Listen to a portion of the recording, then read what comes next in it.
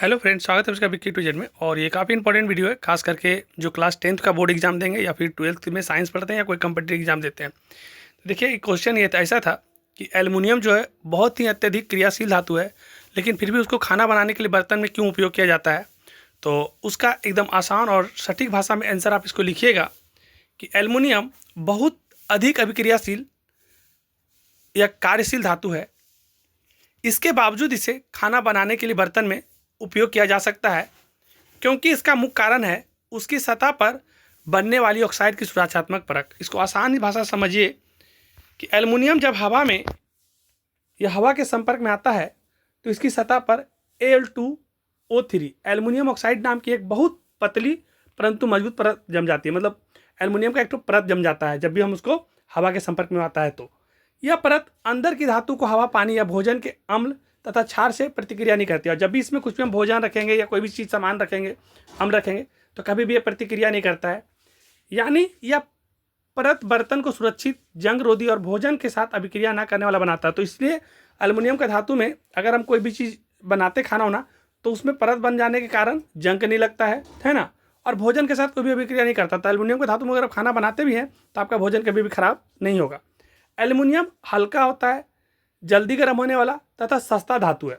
आप देखिएगा, इसका वजन लोहा से कम होता है, सस्ता भी पड़ता है और गर्म भी जल्दी होता है। इसी वजह से इसको रसोई के बर्तन में ज़्यादा उपयोग किया जाता है।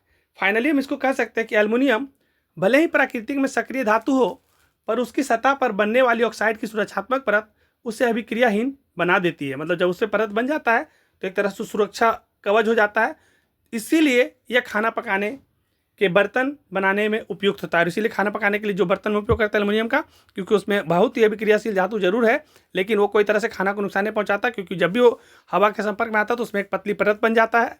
तो इसीलिए खाना उसमें कोई खराब होगा नहीं और उससे कोई दिक्कत है नहीं।